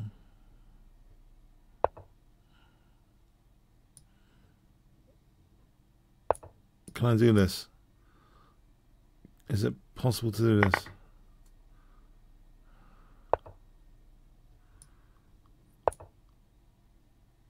Can I keep a bind on the position? F3 and G4. G4, F3 or G4. There's C2 entrance. And there's bishop E4 as well. Alright, it's downside minimization, isn't it? I'm creating a downside here, but it's less than the downside of the other one. Downside minimization.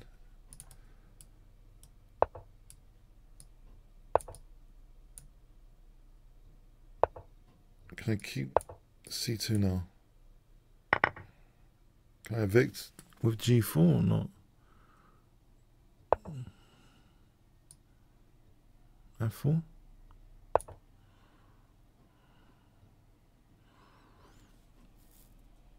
Rook E2. Okay. This stuff again. Is G4 possible here?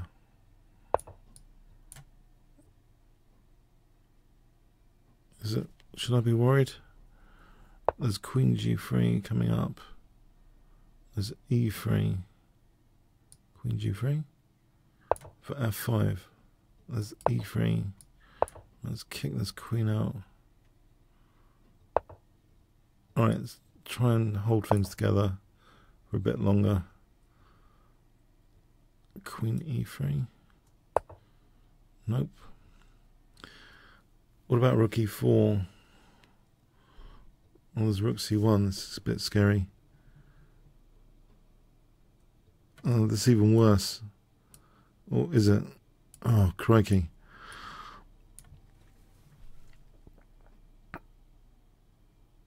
Don't like the look of this. Do not like the look of this. Queen F2. Don't like things going to my back row. Can I somehow minimize the counterplay or not? Blimey.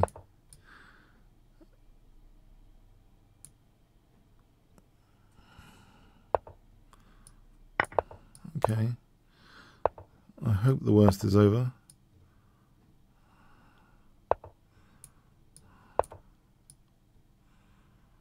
I'll try and weave and mating that around the opponent's king? Or just win this pawn? Right, we've been mating out with g6. Into the game. Okay. No 3-2, please. No increment. Okay, Richard. And I'll go with g6. And d6. And okay, f5 immediately. I've played this before. I know it looks crazy, but it's f4. Bonus. Oh, well, it would have been d5. Okay, as long as I don't get mated on f7. So knight e5. Threatening to double the pawns. And then bishop e5. Okay. Can I just about do this or not? It's still a magic trick. Without allowing queen g6, queen f6. So c6 and queen f4 coming up. c6 and queen f4. Or just queen f4. Okay. Yeah. I know I've just blocked my own bishop. But I am a bishop up, so it should be okay to do that.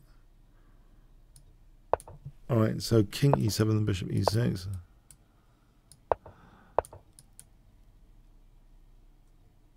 Okay, so rook f7 and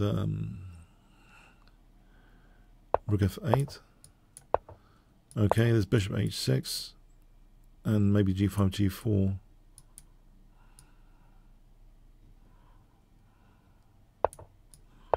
Okay, this is good news. This is actually could be this could be another game I'm winning actually. Celebration. I gotta celebrate these things. This looks like a game I'm winning. Yeah, I have this funny feeling I could actually be winning this game. Yeah. I know, I'm so happy about it. Sorry. I'm so happy about it. Okay, this makes me happy so much. You Bishop G4 is winning, right? Okay, thank you so much. I really appreciate that. I really appreciate it. Okay, so Mumlo. Have we played Mumlo before?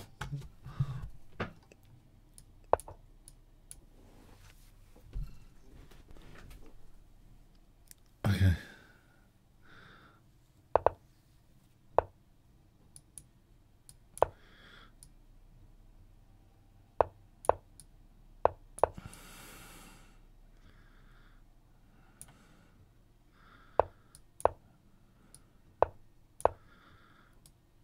So f4, f5. We're playing the same plan in reverse. It's the same structure. It's a closed Sicilian structure. This, if I had done research on the coast, maybe this is the legitimate sort of plan, isn't it? Usually, except if you're enclosing your own bishop. Depends on the position. This might be effective generally. This sort of plan. This squishing plan, it was worked for me in the past. Squishing plan. Okay, my king's in the center. Queen f3, queen f2. Alright, if bishop f3, knight d4, bishop d1. If queen h4, queen f2.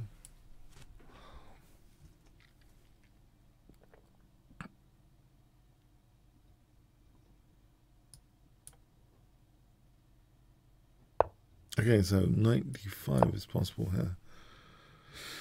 And c3 to rule out knight d4. This looks like a good position indeed. Indeedy. This looks like a good position indeed. So bishop e3 and castle, or lockdown f5. Or is it getting tricky? Is it getting tricky?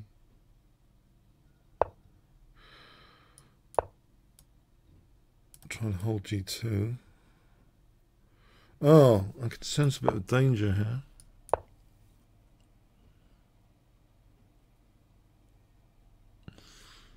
There's a bit of danger here, isn't there?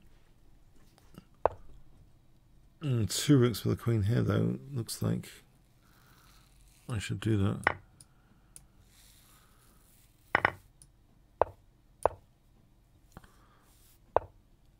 Okay. Let's guard G3 for a moment. As the knight moves 97.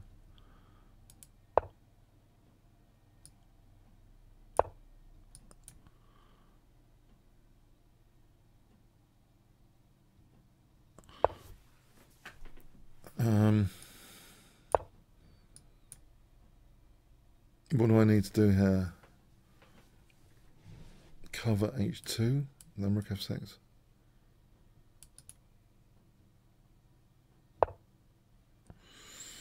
I suppose that's the plan. Make sure the bishop is covering all the key squares around the king. I suppose that's the plan. There's something not that convincing about this.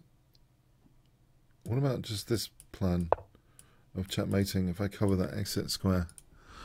If I covered that exit square, I've got a mating plan. Why not just go with this one? Or 97 to F5. Okay, 97 to F5.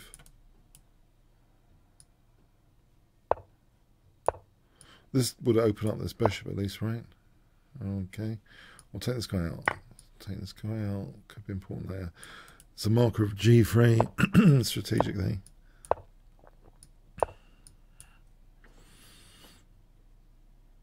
Alright, so D4, I can rupture this diagonal of death sort of thing against the king. Diagonal of death, essentially. Oh, D5 is winning material. Thanks for the game. No, really appreciate it. No increment, please. No increment challenges.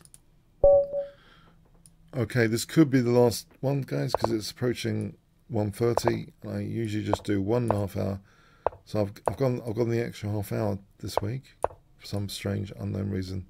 No, it's been fun. It's been fun. This could be the last game. Hope you enjoyed this week. Blunders and all. I have actually less excuse than last week. I think maybe I did a bit more commentary than I should have done in key variations. But you guys, sometimes everyone's dangerous in chess. You know, chess is very tactical. Don't underestimate yourself. Whatever I say, or do, or win, or lose. Yeah, it's the resources on the chessboard. They need to be found, whatever your opponent.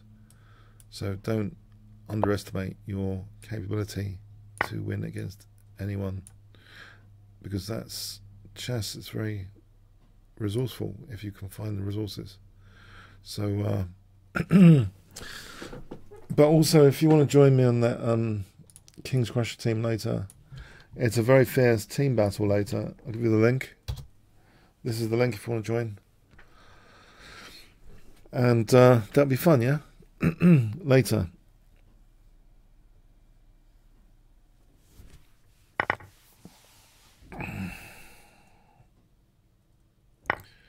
Alright, so here, this is a little bit dangerous, isn't it?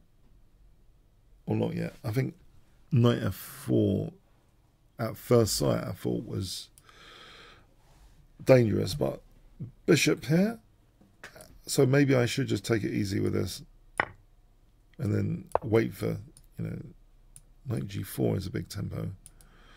Alright, could be a double rook sack unless the queen is en route, taking and keeping my king in the center. So do I immediately play knight f4? But then I'm using up the g4 square. I can't get my cake and eat it. I'll play b6.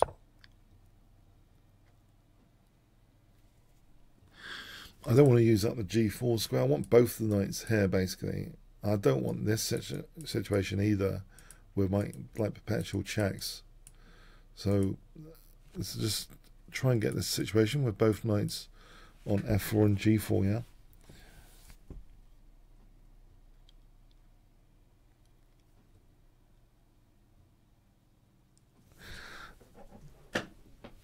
Okay. All right, here we go. Can I make this a good one for me? Will it be tears or will it be triumph? Okay. Knight f4. Can I justify this? Okay. Well, this is dynamic for the rook anyway, even if I'm a piece down. It's sort of dynamic. Can't complain too much here. Or not here at all. Can't complain at all. Got piece back. My opponent is sparing me a little bit for the moment. I cannot complain about this position. Ooh, really can't complain now.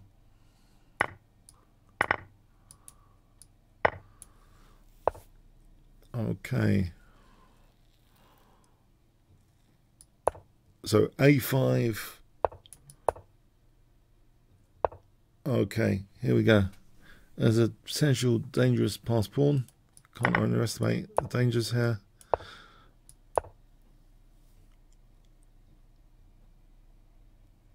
But I could just sack the exchange maybe.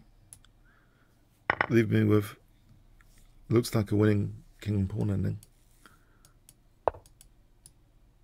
Unless I'm mistaken. It takes quite a while to eat all these pawns, surely.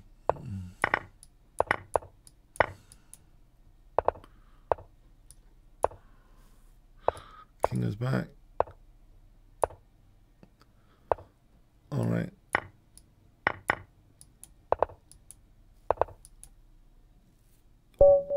Okay, thank you so much, guys. It's been a blast.